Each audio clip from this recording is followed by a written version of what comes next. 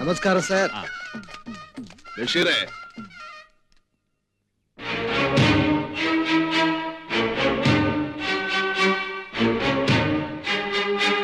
ശൗരി? അതെ ബഷീറെ, വായനശാല മുറ്റത്ത് തോളോട് തോൾ ചേർന്ന് തന്നോടൊപ്പം നിന്നു താൻ പറഞ്ഞ ശൗരി. ഈ നാടിന് അന്നമൂട്ടിയ വീടിന് വേണ്ടി കുത്തുകൊണ്ട് മരിച്ച പാപ്പിമാപ്പിളയുടെ മകൻ ശൗരി. ബഷീറെ, താനെന്ന് ഞങ്ങളെ കൊണ്ട് കളിപ്പിച്ച നാടകത്തിലെ ശരിയായ ഹീറോ താനായിരുന്നു എന്ന് എനിക്കിപ്പോഴാണ് മനസ്സിലായത്. മന്ത്രിയായല്ലോ. നന്ദിയുണ്ട് ബഷീറെ. ഇങ്ങനെ ഉറക്കെ സംസാരിക്കാനുള്ള സ്വാതന്ത്ര്യങ്ങളും എനിക്ക് തിരിച്ചു കിട്ടിയല്ലോ. എന്റെ അമ്മച്ചിയും പെങ്ങളും എല്ലാം ഞാൻ അറിഞ്ഞു. എങ്ങനെ മരിച്ചു താൻ അന്വേഷിച്ചോ? ശൗരി, നമുക്ക് പിന്നെ സംസാരിക്കാം. പറ്റില്ല, എനിക്കിപ്പോ സംസാരിക്കണം. തന്നോട്, മന്ത്രിയോടല്ല, എന്റെ ബഷീറിനോട്. നീ പോടാ ചെറ്റേ. ശൗരി, ഞാൻ പറയുന്നത് കേൾക്കണം. നാണമില്ലേ ബഷീർ തനിക്ക്? ഇറക്കുമതി ചെയ്ത വെപ്പാട്ടികളെ നിരത്തി നിർത്തി ഈ പന്ന ചെട്ടിയാരൊരുക്കിയ താലപ്പിലയിൽ നുണഞ്ഞ ഈ വീട്ടിനകത്ത് കാലുകുത്താൻ അന്നമൂട്ടുമേടെ തനിക്കൊന്നും കയറാൻ തോന്നിയില്ലല്ലോ. പാവങ്ങളെ നക്കാപ്പിച്ച കാശിന് ചവച്ച് നിന്നുകൊണ്ടിരിക്കുന്നവനായി ചെട്ടിയാര്. മന്ത്രി എഴുന്നള്ളിച്ച് നാട്ടുകാരുടെ സ്വാധീനം ഉറപ്പിക്കാൻ നോക്കുക. ഈ വീട്ടിൽ കാലുകുത്താൻ തന്നെ സമ്മതിക്കല. ശൗരി, ഞാൻ പറയുന്നൊന്ന് കേൾക്കണം. പറ്റില്ല, ഞാൻ പറയും താൻ കേൾക്കണം. ബഷീറെ, MLA മന്ത്രിയാകാനുള്ള ഏണിപ്പടി മാത്രമല്ല രാഷ്ട്രീയം, അത് മറക്കരുത്.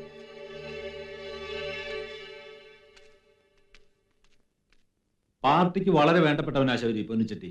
പാർട്ടിക്ക് വേണ്ടപ്പെട്ടവൻ നാട്ടുകാരുടെ ശത്രു എങ്ങനെ പാർട്ടിയുടെ ബന്ധുവാകും? നിങ്ങൾ പറയുന്ന പരാതിയൊന്നും നാട്ടുകാർക്ക് അയാളെ പറ്റിയില്ല. ഉണ്ട് ബഷീറെ, ആരും അത് പറയുന്നില്ലെന്നേ ഉള്ളൂ. എന്തുകൊണ്ട് പറയുന്നില്ല? പേടിച്ചിട്ട്. ആരെ പേടിച്ച്? നാട് ഭരിക്കുന്നത് നിങ്ങളെയൊക്കെ തന്നെ. വോട്ട് ചെയ്യുന്ന നാട്ടുകാർ തന്നെ നിങ്ങൾക്കെന്ന അധികാരമുണ്ടല്ലോ, അതിനെ പേടിച്ചിട്ട്. നിയമസഭയല്ലല്ലോ, ഇതുപോലുള്ള പുന്നച്ചട്ടികളാണല്ലോ ഇപ്പൊ നിയമങ്ങൾ പാസ്സാക്കുന്നത്. തന്റെ തോന്നലാണ്. തോന്നലോ? ഈ ഇരിക്കുന്ന വാസുവിന്റെ ജോലി എങ്ങനെ പോയി? വാസുവിനെ തിരിച്ചെടുക്കും. വാസുവിനെ തിരിച്ചെടുക്കും. വാസു മന്ത്രി ബഷീറിന്റെ സുഹൃത്തായതുകൊണ്ട്. ഒരു വാസുവിനെ തിരിച്ചെടുത്തതുകൊണ്ടായില്ല. പുന്നച്ചട്ടിയുടെ അക്രമങ്ങളെ ചൂണ്ടിക്കാണിക്കാൻ, അതിനെതിരെ ശബ്ദമുയർത്താൻ നാട്ടുകാർക്ക് ധൈര്യം കൊടുക്കണം. തന്നെ കൊണ്ടാവൂ? ഞാനും ഒരു മന്ത്രി എന്നല്ലാതെ ഞാൻ ഒറ്റയ്ക്ക് എന്ത് ചെയ്യാനാ? താൻ ഒറ്റയ്ക്കോ? തന്നെ വോട്ടിട്ട് ജയിപ്പിച്ച നാട്ടുകാരല്ലേ തന്റെ കൂടെ? പാർട്ടിക്ക് കൂട്ടായ ഒരു ഡിസിപ്ലിൻ ഉണ്ട് ശൗരി. ഡിസിപ്ലിൻ? നാട്ടുകാരെ കണ്ണി പൊടിയിട്ട് നാട് നശിപ്പിക്കുന്ന ഇൻഡിസിപ്ലിൻ. നമുക്ക് സംസാരം ഇവിടെ നിർത്താം. തോമസ്, ബഷീറെ, ഞാൻ ഇനിയും സംസാരിക്കും.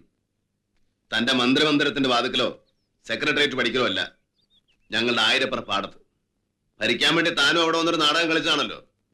അന്ന് നാടകം കണ്ട് കൈയടിച്ച നാട്ടുകാരെല്ലാം ഇപ്പോ ചെട്ടിയാർ റേഷൻ കട വാതിക്ക ക്യൂ നിൽക്കുക കഞ്ഞി കുടിക്കാൻ. ഞാൻ അവരെ ഒന്നിച്ച് നിരത്തി നിർത്തും.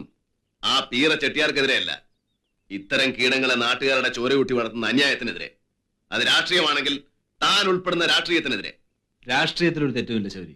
മന്ത്രി കസേരയിൽ ഇരുന്ന എല്ലാ രാഷ്ട്രീയക്കാരും പറയുന്നത് തന്നെ ബഷീറെ. നമ്മുടെ നാട്ടിൽ ഒരു പൈസ മുടക്കില്ലാത്ത ഏറ്റവും നല്ല വ്യവസായമായി മാറിയിരിക്കുന്നു രാഷ്ട്രീയം. വാ, ഞാൻ ഇനിയും വരും. തന്നെ കൊണ്ട് എന്തെങ്കിലും സഹായം എനിക്ക് ആവശ്യമുണ്ടെങ്കിൽ അന്ന് എന്റെ കൂടെ നിൽക്കണം. വാ, വരട്ടെ. ഈ ആയുധം കൊണ്ടൊന്നും വലിയ പ്രയോജനം. കളരി പഠിക്കണം.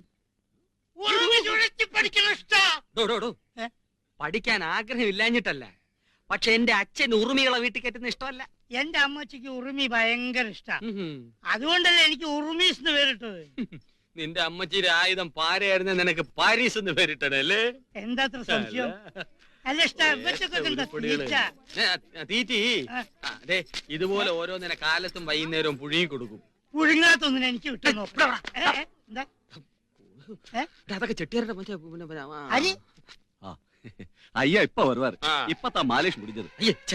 ഈ സമയത്ത് ഇതിന് സമയം കാണുന്നില്ല. പണക്കാരനല്ലേടോ അണ്ണാശി. ഈ മുതലാളിക്ക് എത്ര ഭാര്യമാരുണ്ട്? തെരിയാതയ്യ. അതെത്രയത്? എത്രയെങ്കിലും ആവട്ടെ. ശ്രീകൃഷ്ണ പരമാത്മാവുക്ക് 16,008 ഭാര്യമാര് അന്തക്കാലത്തിലെ. ഇത്രയും കാലമായിട്ട് നീ എന്നോട് പറഞ്ഞില്ലല്ലോ. ഏതാ ഈ കൃഷ്ണൻ?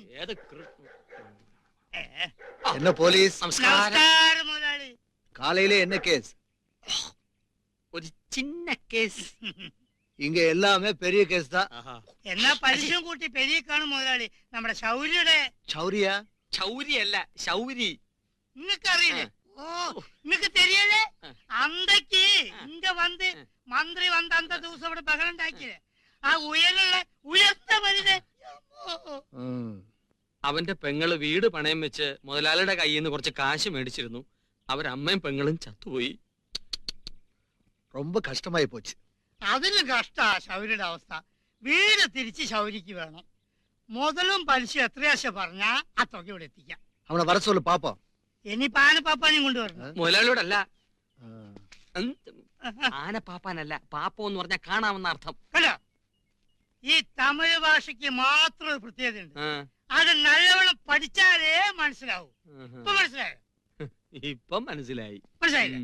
ഞാനാണ് ഇട്ടാൽ ആയിരപ്പറ മുഴുവൻ അങ്ങനെ ചെട്ടിയാർക്ക് കാഴ്ചവെച്ചു കഴിഞ്ഞു നാട്ടുകാരെ. അങ്ങനെ ആർക്കെങ്കിലും ഒക്കെ എഴുതി കൊടുക്കാൻ പറ്റുമോ ഇവിടുത്തെ പാടശേരം? കൈവശാവകാശം എന്നൊരു വകുപ്പ് കിടപ്പുണ്ടല്ലോ. ഇതൊക്കെ തെളിയിക്കാൻ എനിക്കിനി കോടതി കയറാൻ പറ്റുമോ എന്റെ ശൗരി? അതിന്റെ നിയമമൊക്കെ വക്കീല് കണ്ടിട്ടുണ്ടായിരിക്കും. ആ, അതൊക്കെ പോട്ടെ. എന്താ നിന്റെ പരിപാടി ഇനി? ഒന്നും തീരുമാനിച്ചിട്ടില്ല. ഇവിടെ താമസിക്കാൻ തനിക്ക് ഈ നാട്ടിൽ വന്ന് ഇറയത്ത് കിടക്കേണ്ട ഗതി പാപ്പയുടെ മകൻ ഉണ്ടാകരുത്. പാപ്പി മാപ്പിളെ ഓർക്കുന്ന ഒരേ ഒരു വീടേ ഈ നാട്ടിലുള്ളൂ കൈമളദ്യം. ഈ വീടിന്റെ മൂലയിൽ എനിക്കുറങ്ങാൻ എന്നും സ്ഥലം കാണുമെന്ന് എനിക്കറിയാം. എന്നാലും തീരുമാനം തന്റെ ഇഷ്ടം പോലെ. എനിക്ക് പറയാനുള്ളത് ഞാൻ പറഞ്ഞു. ഞാനെന്നാ അങ്ങോട്ട് ഇറങ്ങും. ഉം.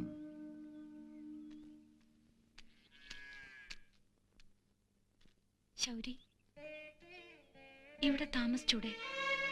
എത്ര നാളെന്ന് വെച്ചാ പറഞ്ഞു കുഞ്ഞെ? ഈ വീടും വീട്ടുകാരും ഉള്ളിടത്തോളം കാലം, ഞാനുള്ളിടത്തോളം കാലം.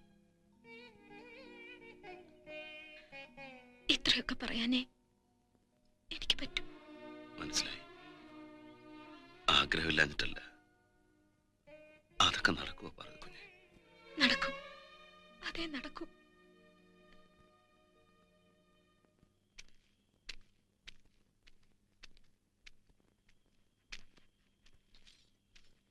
കാലത്ത് വരാൻ പറഞ്ഞിരുന്നു. വക്കീല് ഓ, யாராണ്? ഇവനാ മുതലാളി ശൗരി. ஓ சௌரி. ஏய் மாணிக்கா, சௌரியோட பத்திரத்தை எடுத்துட்டு வா. சரிங்க. அப்படியே 2 பிஸ்கட் எடுத்துட்டு வா நாய்க்கு. வக்கீல, ஓ. வட்டியோட சேர்த்து எவ்வளவானு? 4800. ദാ 5000 രൂപയുണ്ട്.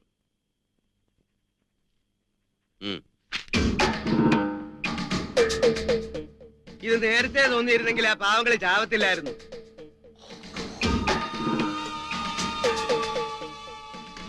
சௌரி, இங்க நான் எதுக்காக இருக்கேன்? இதெல்லாம் உனக்கு தேவையா? பாவம் சின்ன பொண்ணு, அழகான பொண்ணு. മുതലാളി, വാ വാസു. சௌரி, பாக்கி பணம் வாங்கிக்காம போற? അത് ചെട്ടിയാരെ നായ്ക്കൾക്ക് ബിസ്ക്കറ്റ് വാങ്ങിച്ചു കൊടുക്കും. ஓ ஓ